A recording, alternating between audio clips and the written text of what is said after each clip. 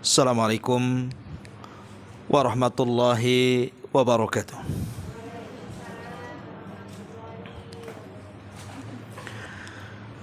Bihamdillahi wassalatu wassalamu ala rasulillah wa la hawla wa la quwwata illa billahi wa ba'du. Alhamdulillah, segala puja dan puji hanya milik Allah subhanahu wa ta'ala. Salawat dan juga salam kita hadiahkan kepada Rasul kita Nabi besar Muhammad sallallahu alaihi wa ala alihi wasallam. Kita lanjutkan kajian kita, masih membahas kitab Al-Jami', dan kita masuk pada hadis ke-18. Wa an Qutbah bin Malik radhiyallahu anhu qala ibni munkaratil akhlaq wal a'mali wal ahwa wal adwa, akhrajahu Tirmidzi wa sahahahu wal Hakim wal lafdhu lahu. Dari Qutbah bin Malik radhiyallahu an, dia berkata, Nabi sallallahu alaihi wasallam senantiasa berdoa, Allahumma jannibni munkaratil akhlaq. Ya Allah, jauhkanlah dariku dari akhlak-akhlak yang tercela, wal a'mali wal ahwa, serta amal-amal yang mungkar dan nafsu yang jelek, wal adwa, begitu juga dari penyakit-penyakit yang bisa membahayakan. Hadis ini dikeluarkan oleh Imam At-Tirmidzi, dinyatakan sahih oleh Al-Hakim, dan ini adalah lafaz yang dikeluarkannya.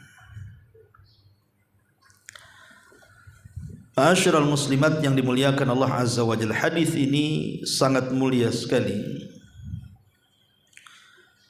di mana Nabi sallallahu alaihi wasallam mengajarkan kepada kita sebuah doa yang kalau kita renungkan doa ini, maka doa ini akan banyak memperbaiki kehidupan kita, bahkan akan mendorong kita mencapai kebahagiaan dunia dan juga akhirat. Di sini Nabi sallallahu alaihi wasallam memulakan doanya dengan kalimat Allahumma jannibni munkaratil akhlaq. Ya Allah, jauhkan dariku dari akhlak-akhlak yang mungkar, akhlak-akhlak yang tercela.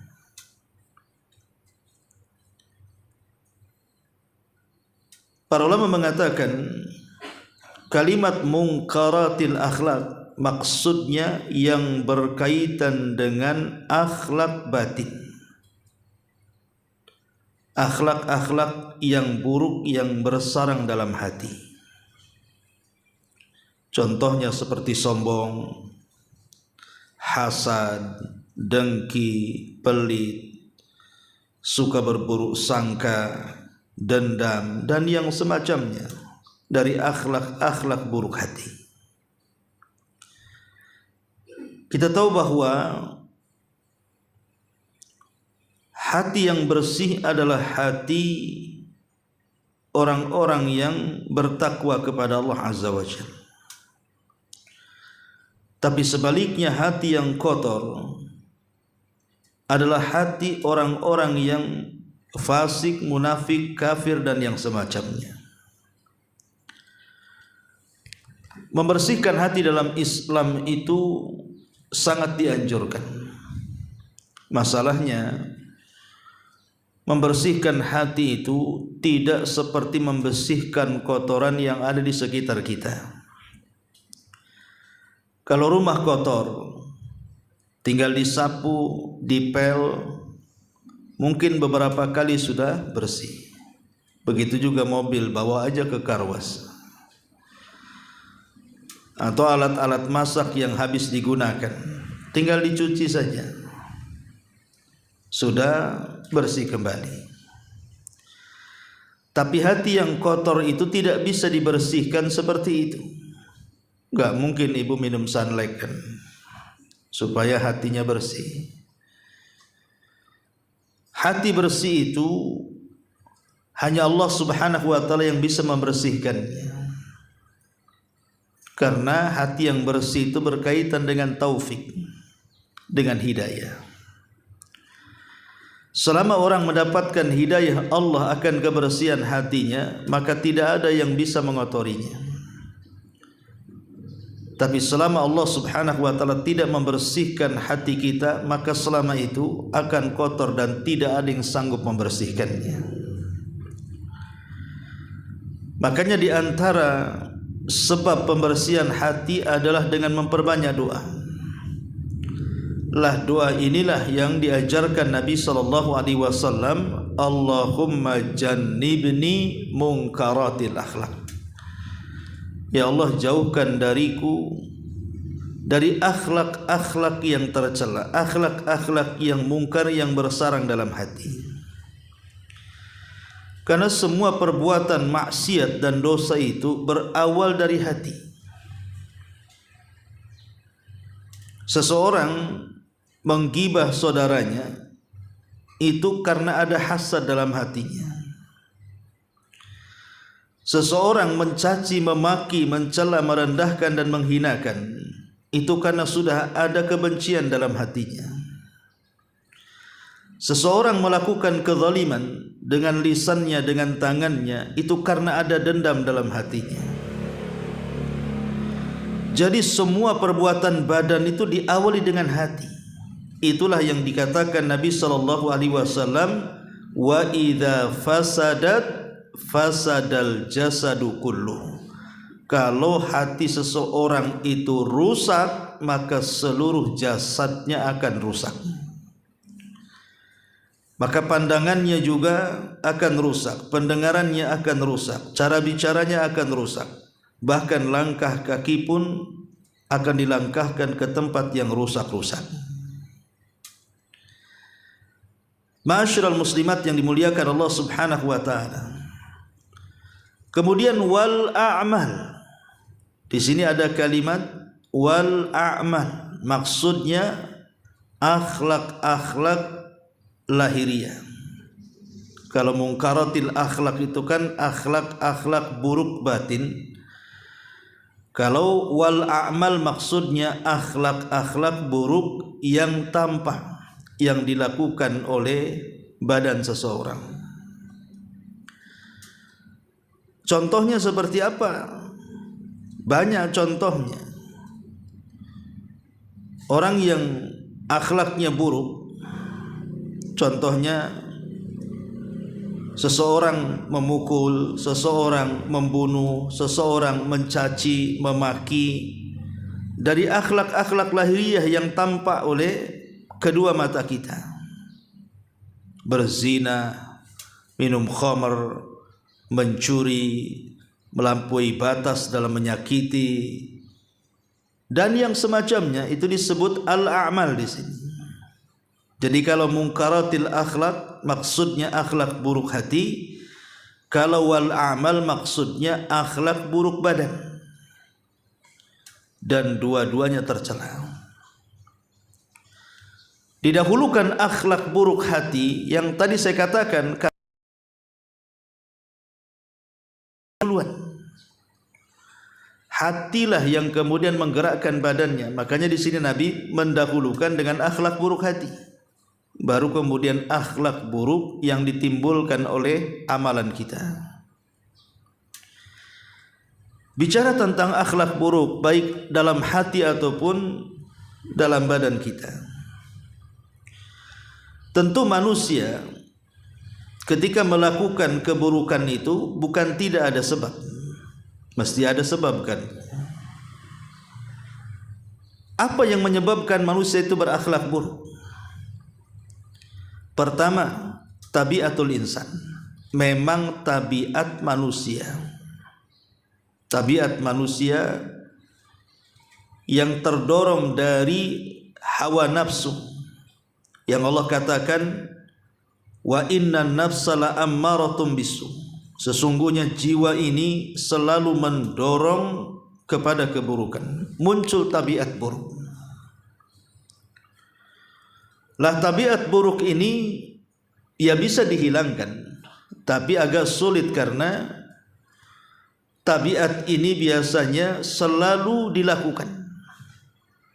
Seperti orang yang hobi minum khamr, tabiatnya sudah melekat pada badannya, itu untuk tobat dari minum itu agak sulit. Orang yang hobinya berzinah juga sama. Orang yang hobinya menggibah juga sama. Lah tabiat-tabiat buruk ini kalau tidak dilatih untuk membuangnya maka akan sulit. Tapi itulah penyebabnya. Ini yang pertama. Yang kedua, su'ut tarbiyati al-manziliyah. Buruknya didikan di dalam rumah. Makanya anak yang baik itu karena didikan orang tua yang baik. Anak yang jahat itu karena didikan orang tua yang jahat. Jadi orang tua itu mengendalikan anak.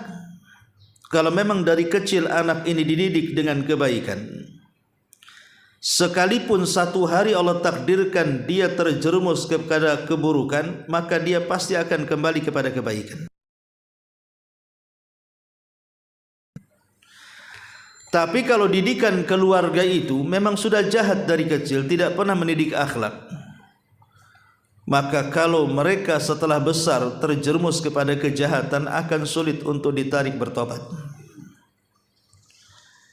Makanya tarbiyah dalam rumah ini penting, jangan diabaikan. Walaupun hal sepele.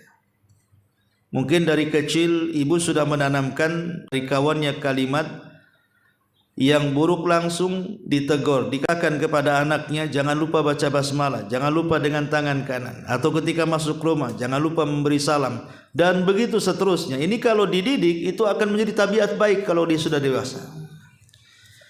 Ini yang kedua. Yang ketiga, terkadang seseorang itu timbul melakukan keburukan bukan hanya tarbiyah rumah, tetapi juga al-bi'atu wal mujtama, lingkungan yang tidak baik. Terkadang orang tuanya sudah berusaha mendidik anak sebaik mungkin, tetapi kemudian pergaulan di sekitarnya, teman-temannya, teman main bolanya, teman main ininya, main itunya, itu tidak baik. Maka terkadang pengaruh pendidikan orang tua dalam rumah itu bisa dikacau dalam sesaat di luar rumah. Makanya pentingnya seseorang itu mencari lingkungan, mencari lingkungan yang baik supaya orang tua tidak ada kekhawatiran dengan anaknya. Ma'asyiral muslimat yang dimuliakan Allah Azza wa Jalla. Kemudian yang keempat, yang menyebabkan seseorang itu melakukan akhlak buruk adalah az-zulmu, kezaliman. Zalim ini yang membawa kepada akhlak yang buruk. Terkadang akibat zalim akhirnya menyakiti orang dengan lisannya. Akibat zalim menyakiti orang dengan tangannya. Akibat zalim orang bisa merampas hak orang lain, diambil hartanya, diambil kehormatannya. Maka pemicu akhlak buruk ini adalah zalim. Sangat melarang orang melakukan kezaliman itu. Bahkan Allah sendiri mengharamkan kezaliman kepada dirinya karena Allah itu suka keadilan. Dan Allah katakan, inni haramtu zulma ala nafsi wa ja'altuhu muharraman bainakum fala tadzalam. Yang keempat. Yang kelima, asyahwatu, syahwat yang memuncak. Syahwat yang memuncak inilah akhirnya melahirkan banyak akhlak buruk. Dari syahwat ini akhirnya seseorang melakukan akhlak-akhlak yang tidak terpuji, masuk kepada perzinahan. Kenapa terjadi zina? Karena syahwat yang diperturutkan. Kemudian apalagi seseorang bakhil, tidak peka dengan saudaranya, membiarkan para fuqara wal masakin, tidak kasihan dengan orang-orang lemah, itu karena syahwat. Kemudian orang yang tidak bisa menjaga kehormatannya, harusnya dia menjaga kehormatannya, entah seorang gadis, harusnya dia menjaga kehormatannya, tapi diberikan kepada laki-laki hidung belang, akhirnya hilang akhlaknya, itu karena dorongan syahwat. Ya. Jadi banyak sekali akhlak-akhlak buruk itu ditimbulkan dari syahwat. Baik syahwat perut, akhirnya mencuri, merampok, hanya ingin memakan sesuap nasi, atau hanya ingin lebih kekayaan dari kekayaan yang sudah diberikan Allah, atau syahwat kemaluan. Dua-duanya merusak akhlak. Atau yang keenam, al-ghadhabu, penyebab orang itu buruk akhlak karena menuruti emosi, menuruti marah. Lihat bu, orang marah itu, kalau ibu lagi marah coba ngaca, ya. Karena orang marah ini dia tidak akan mengatur ucapan yang keluar, dia akan sesuka dia mengeluarkan kata-kata, yang penting keluar emosinya. Lah ini memperturutkan amarah, ini bisa menimbulkan akhlak yang buruk. Bisa dari marah ini akhirnya sombong, ya. Kan banyak orang yang marah itu sombong, Bu. Sambil nunjuk-nunjuk orang, kau tahu, belum tahu siapa saya, katanya. Emang siapa kamu, kan gitu. Kau belum tahu bapakku, belum tahu kakakku, belum tahu, Bu. Pokoknya semua disebut.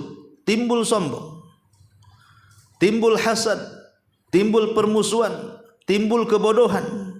Itu akibat emosi itu. Kemudian yang nomor 7, al-jahlu, karena jahil. Seperti kalau waktu saya belajar di Yaman itu, orang-orang Badui, namanya orang Badui, nggak pernah sekolah. Kadang-kadang ngomong depan kita itu dengan suara lantang. Orangnya di depan tapi suaranya kayak sekilo, yang kencengnya kan itu. Jadi orang-orang yang karena kejahilan ini menimbulkan akhlak yang buruk, yang tampak. Maka jahil juga bagian daripada penyebab munculnya akhlak yang tidak baik. Kemudian juga yang nomor 8 adalah al-wilayah, merasa berkuasa, merasa paling berkuasa, muncul akhlak yang buruk. Entah dia RT, RW, lurah, anggota dewan, pokoknya kadang-kadang kekuasaan ini, sadar ataupun tidak, itu memunculkan akhlak yang tidak baik. Jadi dia memanfaatkan kekuasaannya untuk menakut-nakuti orang, sehingga dia berakhlak dengan akhlak yang tidak baik. Kemudian yang nomor 9, al-azl, sering menyepi, menyendiri, tidak mau bergaul dengan orang, tidak mau bersosialisasi dengan orang. Kemudian juga yang nomor 10, al-ghina, kekayaan. Dan ini yang banyak, munculnya akhlak buruk, penindasan, kezaliman, menyakitkan orang. Itu semua akibat sumbernya adalah kekayaan. Kemudian juga yang nomor 11 adalah di antara pemicu akhlak yang buruk juga asyukhratu, popularitas, ya. Merasa dia artis terkenal gitu ya. Terkadang dia menampakkan akhlak-akhlak buruknya, ngomel di medsos, entah apa yang diucapkan, menghina orang, merendahkan orang, mencaci maki orang. Itu akibat popularitas. Nah, ini juga akhlak yang tidak baik. Kemudian juga kasratul humum, banyaknya persoalan. Jadi banyaknya masalah gitu ya. Masalah ini belum selesai, datang lagi masalah yang lain. Masalah lain datang lagi, bertumpuk-tumpuk masalah, akhirnya stres. Lah terkadang stres juga bisa menimbulkan akhlak yang buruk ataupun al-amrad, karena sakit. Ya. Terkadang orang-orang yang sakit parah itu karena sudah lama sakit, kadang-kadang setan datang kan, kemudian memicu putus asa. Terkadang bawaannya emosi, suka marah, suka memaki kan begitu. Ya mungkin ibu bisa lihatlah di masyarakat, sakit lama sudah tua, kadang pikun. Itu kadang-kadang sudah ada, mungkin kalau orang tuanya baik mungkin dia bertahan. Tapi banyak orang tua ketika sakit itu bawaannya marah-marah, maki-maki anaknya kan Bu. Ya begitulah memang. Ya. Merawat orang tua itu sama dengan merawat anak kecil yang tidak berakal. Karena biasanya orang semakin tua, karena terkalahkan penyakitnya akhirnya jadi pikun, itu sama dengan orang yang tidak berakal. Tetapi walaupun merawat anak-anak yang tidak berakal dengan merawat orang tua yang tidak berakal, masih mending merawat anak yang tidak berakal kan Bu, masih ada lucu-lucunya. Kalau merawat orang tua itu yang ada dendam saja, kapan mati katanya. Kadang-kadang seorang anak sudah tidak tahan kan, lah sakit itu kadang-kadang menimbulkan akhlak yang buruk. Ya. Atau bukan hanya sakit, orang sakit kan tidak mesti tua kan Bu ya, mungkin suami ibu ya usianya baru 35 atau 40 gitu. Itu kalau sakit itu bawaannya itu akhlaknya itu muncul tabiatnya. Ya. Termasuk juga yang nomor 14 kabirus sin, orang yang sudah tua, yang sudah pikun. Ya. Kemudian juga dhayyiqul al-ghaflatu an uyubin nafsi. Yang ke-15 lalai terhadap aib diri sendiri. Dia lupa kalau dalam badannya itu ada aibnya, tapi dia suka mencari-cari aib orang. Orang yang lupa aibnya sendiri dan suka mencari-cari aib orang, itulah diantara sebab munculnya akhlak buruk itu. Termasuk juga diantara pemicu akhlak yang buruk adalah al-ya'su, keputusasaan. Orang yang putus asa menimbulkan keburukan akhlak dalam hatinya. Mesti orang yang putus asa itu seperti itu. Termasuk juga at-taqsir fi ada'il huquq, karena selalu meremehkan melaksanakan hak-hak dan kewajiban, baik hak-hak dan kewajiban kepada Allah atau hak-hak dan kewajiban kepada manusia. Seorang suami kurang memberikan hak kepada istri atau sebaliknya, orang tua kurang memberikan hak kepada anak atau sebaliknya, seseorang kurang memberikan hak kepada tetangga atau sebaliknya. Itu menimbulkan akhlak yang buruk biasanya. Kurangnya memberikan hak dan kewajiban kepada orang lain itu bisa menimbulkan akhlak yang buruk. Termasuk qillatut tafkir fi amril akhirah, sedikitnya cara berpikir tentang kehidupan akhirat. Tidak ingat mati, tidak ingat kuburan, tidak ingat bahwa dia akan dibangkitkan, tidak ingat bahwa dia akan dihadapkan kepada Allah untuk mempertanggungjawabkan. Orang-orang yang lupa dengan kematian dan kehidupan setelah kematian, maka biasanya akhlaknya buruk. Lihat orang-orang yang ahli maksiat itu, yang tidak salat, yang tidak puasa, yang tidak zakat, tidak haji, tidak baca Quran, tidak zikir. Itu karena mereka merasa aman dari azab Allah. Mereka merasa aman dari kematian, bahwa kematiannya itu lebih dekat dari tali sendalnya, dia tidak tahu. Jadi orang yang sedikit berpikir tentang kehidupan akhirat itu mengakibatkan akhlak buruk. Ataupun musahabatul asyar, seseorang berkawan dengan orang jahat. Betapa banyak anak-anak yang baik ketika berkawan dengan orang jahat jadi jahat dia. Makanya ada istilah para ulama, orang kalau berkumpul dengan orang jahat jangan lama-lama, 40 hari saja pasti dia akan jadi jahat. Sama dengan orang yang berkawan dengan orang baik, 40 hari saja insyaallah dia akan jadi baik. Termasuk juga qillatul haya, sedikitnya rasa malu. Tidak punya malu bahasa kitanya. Orang yang tidak punya malu, macam-macam akhlak muncul dari badannya. Termasuk juga tamah.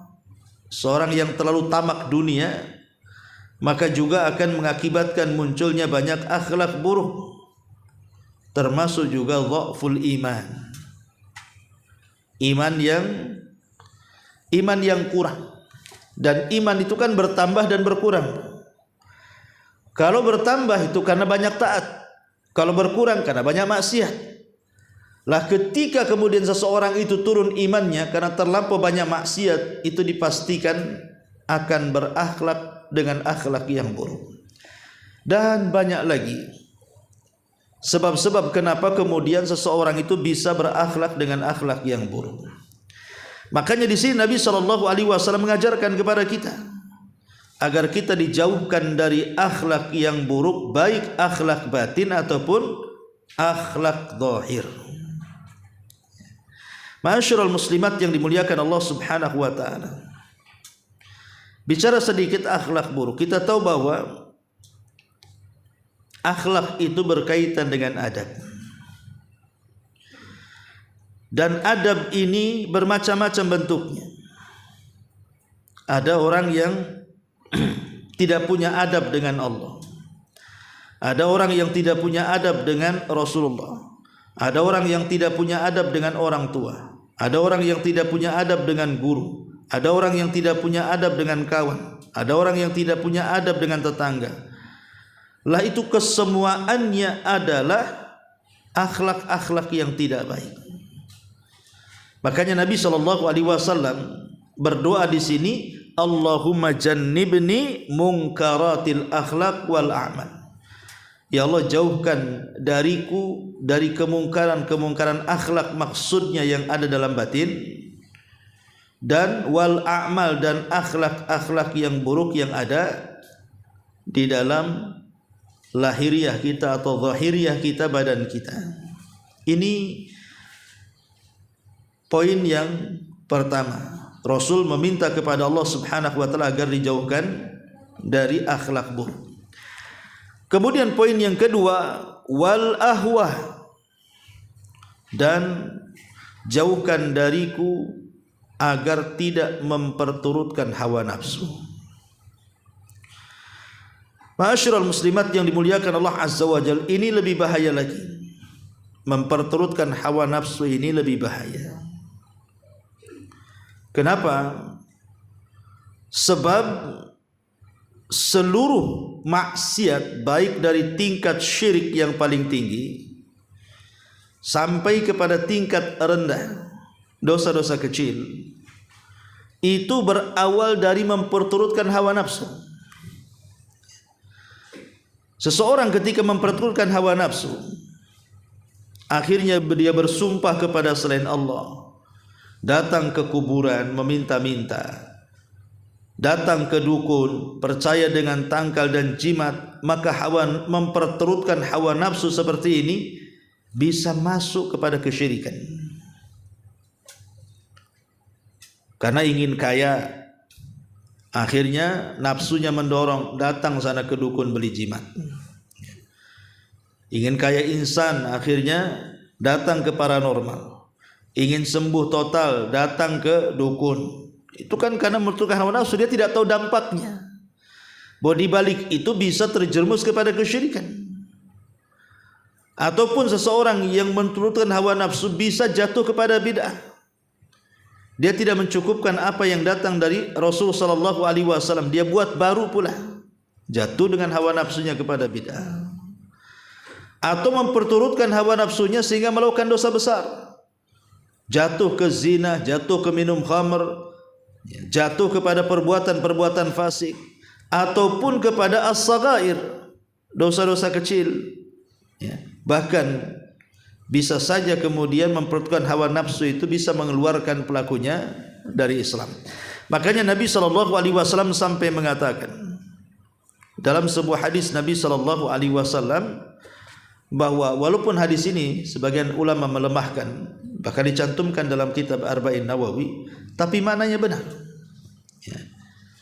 Di mana Nabi SAW mengatakan, la yu'minu ahadukum, seseorang belum dikatakan beriman sampai nafsunya mengikuti apa yang aku bawa. Karena hawa nafsu ini terkadang sebagai Tuhannya. Makanya Allah mengatakan dalam surah Al-Jathiyah dalam ayat 23, afara'aita man ittakhadha ilahahu hawahu. Tidakkah kau lihat orang-orang yang menjadikan hawa nafsunya sebagai Tuhannya? Seperti orang-orang yang disabdakan Nabi SAW, ta'isa abdu dinar wa ta'isa abdu dirham. Celaka hamba-hamba dinar dan celaka hamba-hamba dirham. Kenapa uang menjadi sesembahan selain daripada Allah? Karena hawa nafsu yang mendorongnya, sehingga setiap hari, per detik, per menit, per jam, per hari yang dipikirkan dalam pikirannya adalah soal uang saja. Jadilah uang itu hambanya. Ma'asyiral muslimat yang dimuliakan Allah Subhanahu wa taala. Maka mengikuti hawa nafsu ini bukan perkara yang dianggap remeh dalam Islam. Ini membahayakan, sangat membahayakan sekali. Apa bahayanya orang yang mengikuti hawa nafsu itu? Pertama, bahwa memperturutkan hawa nafsu ini bisa menghancurkan kehidupan manusia. Sebagaimana Allah mengatakan dalam surah Al-Mu'minun ayat 71, walau ittaba'al haqq ahwa'ahum lafasadatis samawati wal ardh wa man fihinna. Seandainya seseorang itu mengikuti hawa nafsunya, maka sungguh langit dan bumi dan apa yang ada di dalam keduanya akan musnah dan binasa. Jadi memperturutkan hawa nafsu ini bisa merusak alam berdasarkan nas Al-Quran. Nafsu ini penyebab perpecahan, penyebab perselisihan dan perbalahan. Ketika Allah Subhanahu wa taala menceritakan tentang ahli kitab, kenapa mereka kemudian bercerai-berai, berselisih? Karena salah satu alasannya mereka memperturutkan hawa nafsunya. Kemudian juga akan rusak cara berfikirnya. Akan rusak cara berfikirnya. Ketika memahami Al-Quran bukannya dapat petunjuk, malah dia sesat. Ketika memahami hadis Nabi SAW bukannya mendapatkan hidayah, malah dia makin jauh daripada hidayah. Ataupun memperturutkan hawa nafsu ini bisa menjadikan seseorang mendapatkan iqab, azab dari Allah Subhanahu wa taala. Makanya penting seseorang itu untuk meredam hawa nafsunya. Karena bahayanya hawa nafsu ini sampai Allah Subhanahu wa taala memerintahkan kita berlindung dari buruknya hawa nafsu seperti berlindungnya kita dari setan yang terkutuk. Ma'asyiral muslimat yang dimuliakan Allah Azza wa Jalla. Maka penting seseorang itu meredam hawa nafsu dengan cara apa? Pertama, lihat akibatnya, baik dunia atau akhirat. Yang kedua, berusaha untuk berilmu, mempelajari ilmu. Karena yang melawan hawa nafsu itu hanya pengetahuan. Mengenal siapa Allah, siapa nabinya, siapa kitabnya, sehingga tidak terjerumus kepada kesesatan. Karena hawa nafsu itu adik kakaknya dengan sesat. Kemudian juga berusaha untuk muraqabatu nafsi, berusaha untuk diawasi, merasa diawasi oleh Allah Subhanahu wa taala, sehingga tidak mudah memperturutkan hawa nafsu syahwatnya. Kalau dia merasa diawasi, tentu dia pun akan mengerem diri, tidak mungkin jatuh kepada perbuatan maksiat dan mungkar. Kemudian juga yang keempat, berusaha berkawan dengan kawan-kawan yang baik supaya tidak terseret dengan hawa nafsunya. Ataupun mengenal hakikat dunia, bahwa dunia itu darul ibtila, tempat kita akan diuji. Jangan memperturutkan hawa nafsu. Untuk mencapai dunia dia pun menghalalkan segala cara. Dan yang lebih daripada itu, cukuplah kita melihat sejarah, baik dalam Quran atau dalam sunnah Nabi, bagaimana kesudahan orang-orang yang memperturutkan hawa nafsu. Bagaimana Fir'aun ditenggelamkan oleh Allah. Bagaimana Namrud mati hanya gara-gara seekor nyamuk. Bagaimana Qarun ditenggelamkan ke dasar lautan. Bagaimana kaum Sodom yang dihujani batu dan halilintar.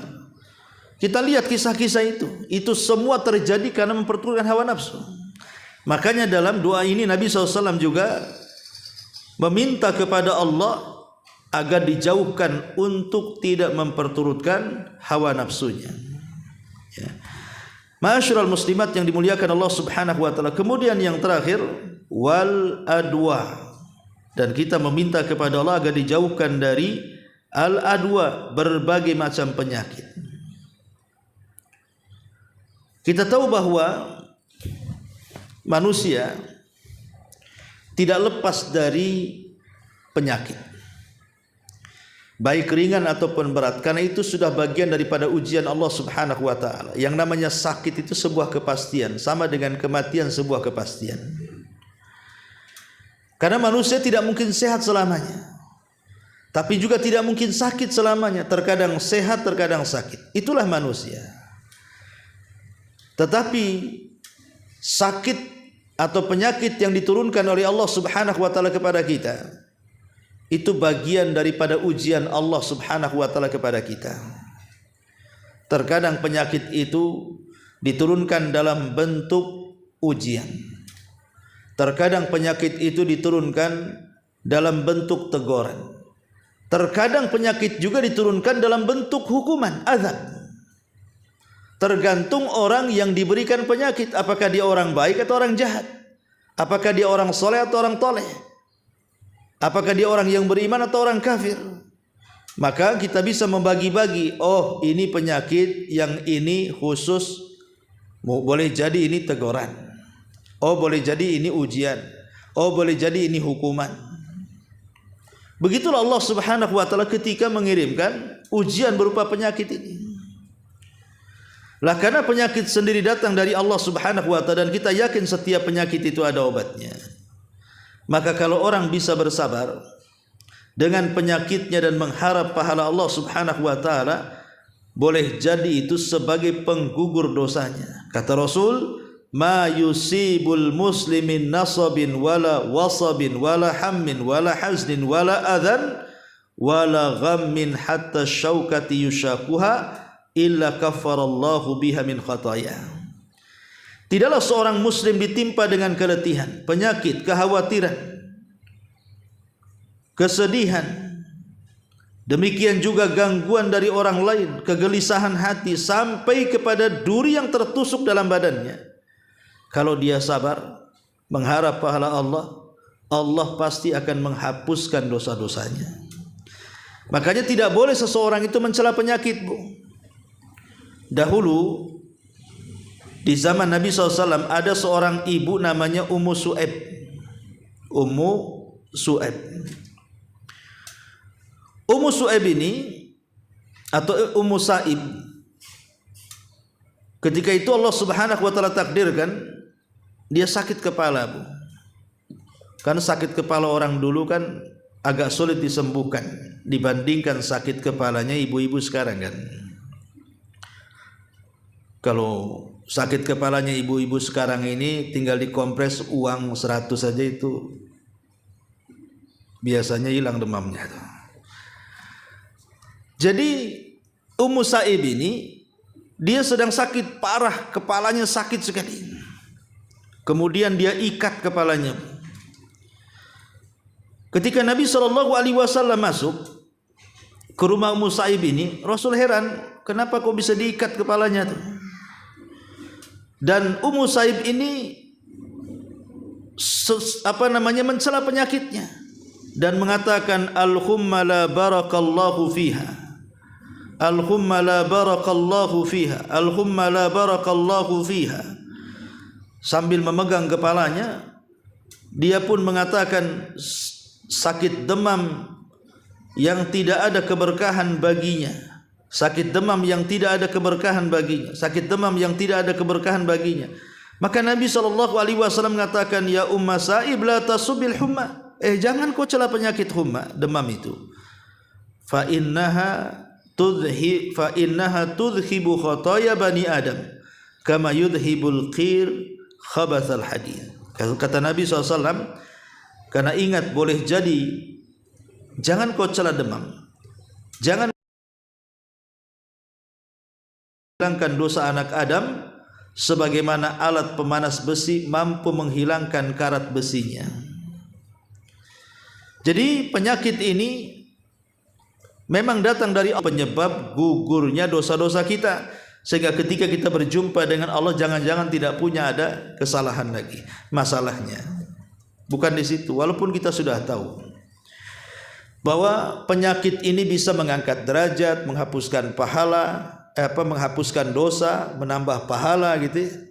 Karena itu bagian daripada musibah. Tapi betapa banyak orang-orang yang tidak sabar dengan penyakitku. Betapa banyak orang-orang yang tidak sabar dengan penyakit. Gara-gara penyakit sedikit, sakit kepala aja dah malas ke masjid. Salatnya udah ogah-ogahan. Malas untuk berbuat baik. Apalagi sampai penyakitnya parah, terduduk di kursi roda, sampai terbaring di tempat pembaringan.